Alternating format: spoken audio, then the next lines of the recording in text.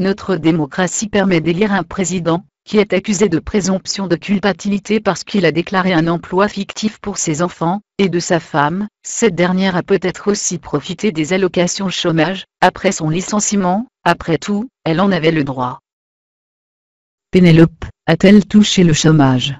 Les investigations des médias ne cherchent pas dans cette piste, ce qui est bien dommage.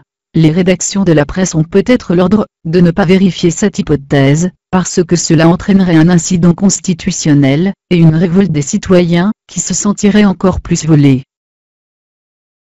Ce seigneur n'a pas le droit de chipper l'argent des Français pour vivre la vie de château.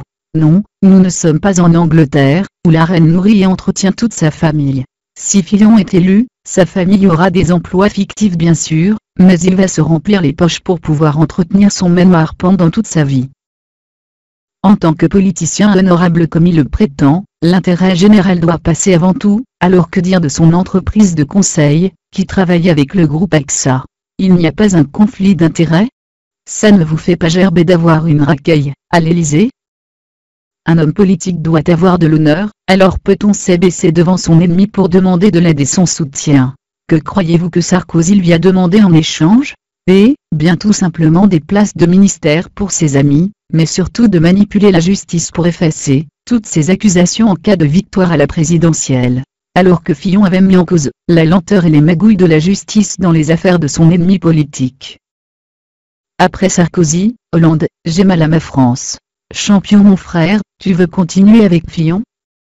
S'il ne peut plus se payer la vie de château, c'est son problème. Nous on a des choses plus importantes à faire telles que le changement, et donner de l'espoir pour un avenir meilleur pour nos enfants, et petits-enfants. Conclusion. Citoyens, vous ne voulez pas un président, qui a volé l'argent des Français. Je devrais dire qu'il est accusé de présomption de culpabilité d'avoir volé honnêtement votre pognon pour vivre comme un seigneur.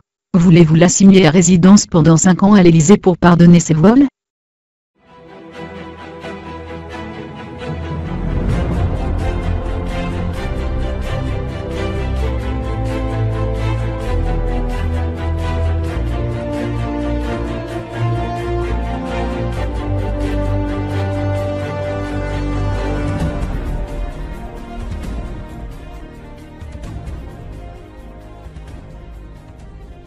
Prochainement sur Totem Attitude.